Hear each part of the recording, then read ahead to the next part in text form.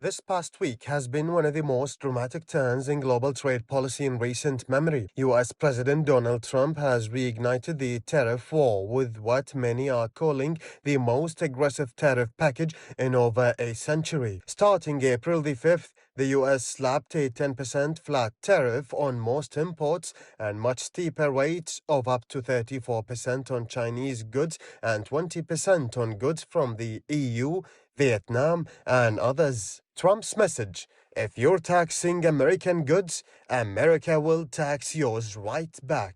So, how did the world respond? China wasted no time. It hit back with a 34% tariff on U.S. goods, suspended imports of American sorghum, poultry, and bone meal, and even imposed export restrictions on critical rare earth minerals, materials essential for electronics, defense, and green technologies. 16 U.S. companies were blacklisted and 11 others were labeled unreliable, including firms involved in aerospace and medical tech.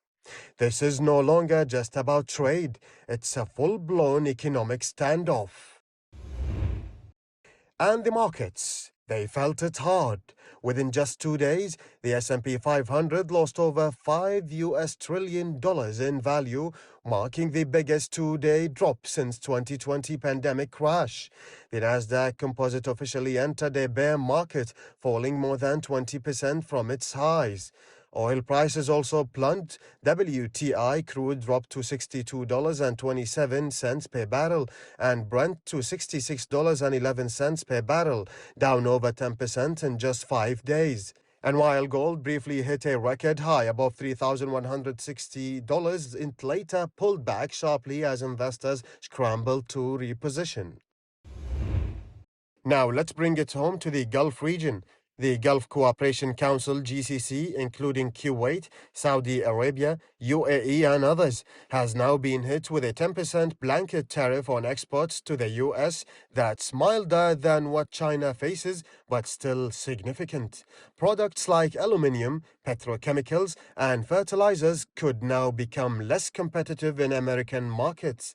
And let's not forget, GCC nations are among the biggest investors in the US.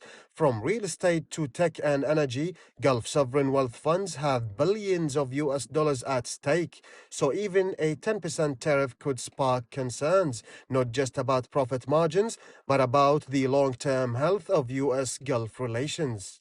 In short, this isn't just a tariff, it's a signal that global trade is shifting, and even long-time allies need to reevaluate their economic strategies.